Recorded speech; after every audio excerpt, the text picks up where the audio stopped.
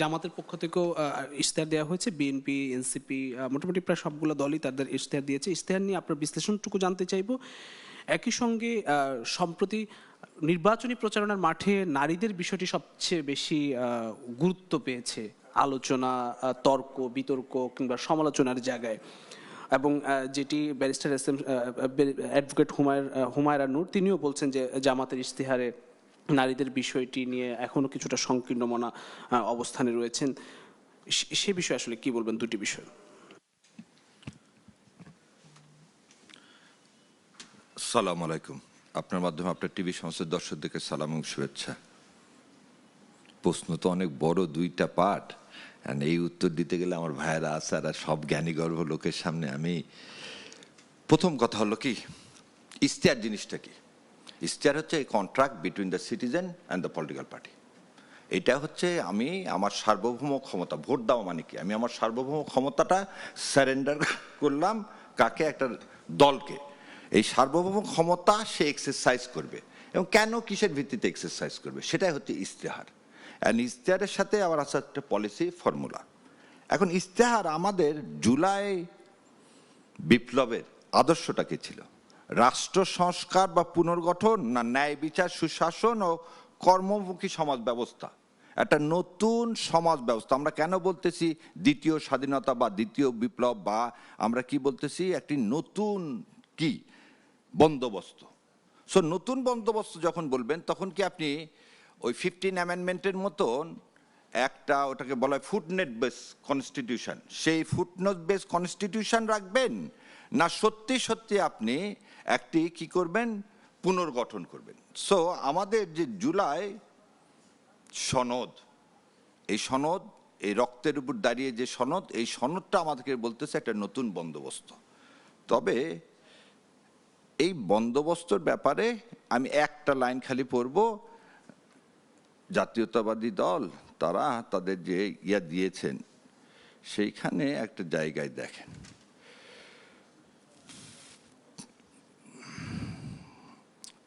আচ্ছা এটা ইশতেহারের আপনি পাবেন হচ্ছে মুখবন্ধর পরে, এটা তো পেজ নাম্বার নাই, না আছে পেজ নাম্বার, আছে পেজ নাম্বার হচ্ছে 6 দেখেন তারা বলতেছেন কি, জুলাই জাতীয় সনদে যে সকল বিষয়ে যে আঙ্গিকে ঐক্যমত স্বাক্ষরিত হয়েছে সেগুলো সেভাবে বাস্তবায়নের সর্বোচ্চ অগ্রাধিকার প্রদান করা হবে। অগ্রাধিকার প্রদান করা হবে, এটাই হচ্ছে নাম হচ্ছে শুভঙ্করের ফাঁকি। আপনি তো সাইন করছেন, এখানে অগ্রাধিকার দেওয়ার কিছু নেই। আপনি এখানে লিখবেন ঐক্যমত স্বাক্ষরিত হয়েছে তা বাস্তবায়ন করা হবে।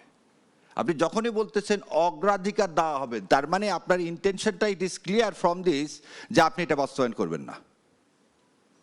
অগ্রাধিকার মানে কি? যদি সময় পাওয়া যায়। এখানে তো এই সময়ের কিছু নাই। আপনি আজকে বাংলাদেশে ইশতেহারটা দিতে পারছেন এই সন্তানদের রক্তের বিনিময়, এই সন্তানদের রক্তের বিনিময়। আজকে সারা দেশ ঘুরতে পারতেছি, আমি আপনাদের এখানে আসতে পারছি এই সন্তানদের বিনিময়। সেই সন্তানদেরকে অগ্রাধিকার দিবেন কিভাবে? তার জন্যই তো আমি এখানে আসছি। মাকে অস্বীকার করে কি আমি বলতে পারি যে আমি দুনিয়াতে খুব ভালো, মানে দুনিয়াতে আসছি, আমার বাবা মার কোনো অবদান নাই? আর মা তো আমার প্রথম, মাই তো আমাকে জন্ম দিছে। সো জুলাই সনদই তো প্রথম, বড় করে বোল্ড আকারে লিখে দেওয়া উচিত ছিল। জুলাই সনদ ইনভার্টেড কমার মধ্যে লিখছে, কিন্তু জুলাই সনদ যে সকল বিষয় জুলাই সনদ বাস্তবায়ন করা হবে।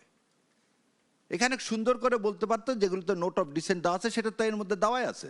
যেমন আমি ওনাদের একটা নোট অফ ডিসেন্টকে সমর্থন করি, সে হচ্ছে বিচার বিভাগে জ্যেষ্ঠ 2 জনের মধ্যে যে কোনো একজনকে কি করা হবে, প্রধান বিচারপতি। এটাকে আমি নিজে সমর্থন করি। আমি জামাতে ইসলাম যেটা বলছে যে না জ্যেষ্ঠকে করতে হবে, আমি এটাকে সমর্থন করি না।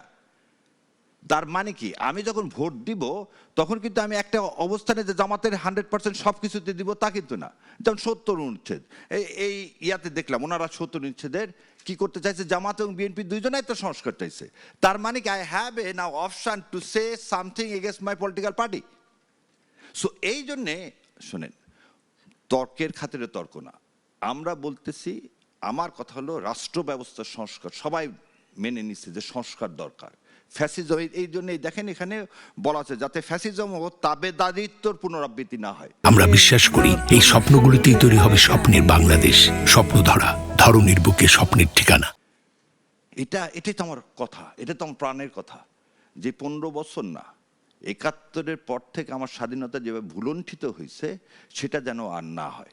এবার আসেন জামাতে ইসলাম এবং বাংলাদেশ জাতীয়তাবাদী দলের, আমি মনে করি আক্ষরিক অর্থে বেশ কিছু জায়গায় যদি ওনারা জুলাই সনদকে ধারণ করে এবং জুলাই সনদকে যদি পাশ করে, তাহলে আমি বলবো বেসিক দিক থেকে দুইটা জায়গায় খুব বেশি পার্থক্য নাই। যেমন জামাত ইসলাম, আমার বড় ভাই বলছেন উনি অস্পষ্টতা দেখছেন, আমি স্পষ্ট করে দিচ্ছি, জামাত ইসলাম 5টা লাল কার্ড 5টা গ্রিন কার্ড করছেন। গ্রিন কার্ডটা কি? সততা, সর্বস্তরে সততা দিতে হবে। এটা কে মানে না? এটা তো বিএনপিও চাই। ঐক্য না হলে হবে? আমরা একটা ঐক্য না হলে ইনসাফ ভিত্তিক সমাজ ব্যবস্থা কিভাবে করবেন? এবং দেখেন ওনারা ঐক্যর জন্য কি করছে, ওনারা কিন্তু সেই সাউথ আফ্রিকার মতো একটা ট্রুথ কমিশনও করতে চাইছেন। এই সংস্কারের মধ্যে আছে সেটা, যে সাউথ আফ্রিকাতে যেটা করা হয়েছিল নেলসন ম্যান্ডেলার, কারণ আপনি যেটা জিয়াউর রহমান করে দেখিয়ে দিয়ে গেছেন, কি রিকনসিলিয়েশন না হলে আপনি সমাজকে, ফ্র্যাগমেন্টেড সমাজকে কখনো সামনে এগিয়ে নিতে পারবেন না। So that was a very good things. আসেন ইনসাফ মানেটা কি? ন্যায় বিচার। ওনারাও বলতেছেন যে কি খালি বিচার বিভাগকে ওনারা বলছেন সম্পূর্ণ স্বাধীন দেওয়া হবে। তো ইনসাফের একটা পার্ট হচ্ছে বিচার বিভাগ। আপনি যদি আর একদিকে দেখেন সুশাসনের ব্যবস্থা করতে হবে। এখন যে জায়গায় সমস্যাটা কি,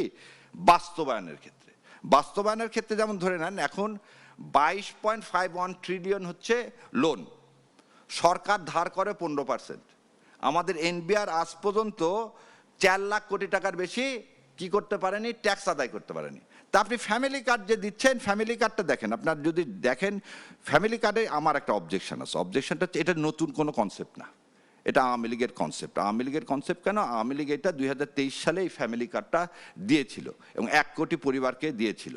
এই 1 কোটি পরিবারকে দেওয়ার পরে কি হয়েছিল জানেন? তুমি যদি আমার দল করো তাহলে পাবা, এই দেখেন আমার দল করো পাবা, না হলে পাবা না। So family card is not a new concept.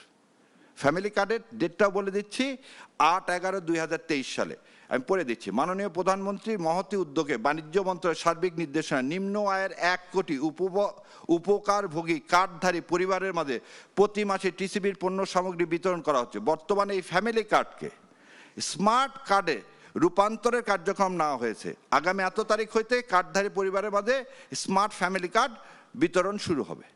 So this concept of family card is not a new concept, এটা বরং পতিত স্বৈরাচারের একটা কনসেপ্ট। এবং এই কনসেপ্টটা কি জন্যে বাস্তবায়ন হবে না? ধরে নেন আপনি 2,500 কোটি টাকা দিবেন, আপনি 4 লাখ কোটি টাকা কিন্তু আর্ন করতেছেন সারা আমাদের সমস্ত এনবিআর সব কিছু মিলে।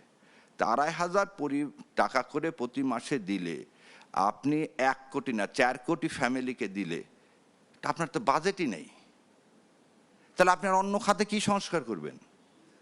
আবার আসেন কৃষি কার্ডের কথা আসেন, যারা WTO-তে সাইন করছেন ভর্তুকি দিতে পারবেন না, ভর্তুকি দিলে ওয়ার্ল্ড ব্যাংক IMF আপনাকে লোন দিবে না।